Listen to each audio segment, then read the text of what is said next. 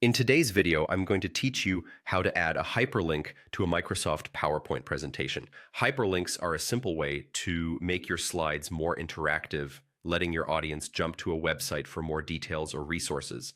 This is especially helpful in longer presentations, where keeping information organized and accessible can make a big difference. Start by opening the PowerPoint file you want to edit.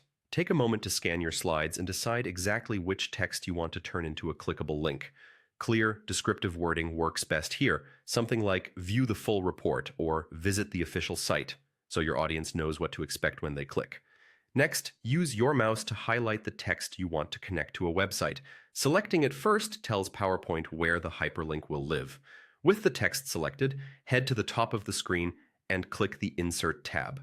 This tab holds the tools for adding all kinds of elements to your slide.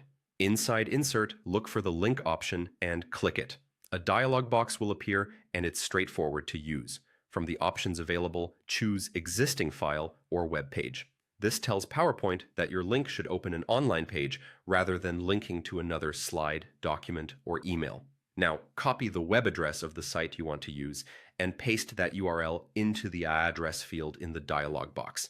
Make sure the address is complete. Include the HTTPS or HTTP, and double check for typos. If you copied the link from a document, remove any extra spaces or punctuation that might have come along with it. Once the URL looks good, click OK, save your presentation to lock in the change. It's always smart to test the link. Start the slideshow and click the linked text. During a presentation, a single click should open the site. If you're testing while editing in normal view, you might need to hold a modifier key depending on your system, but in slideshow mode, a regular click is all you need. If the link doesn't open the correct page, return to the link dialog and verify the address. You can also adjust the appearance of the linked text afterward if you prefer a different color or style, as long as it remains clear that it's clickable. And that's it.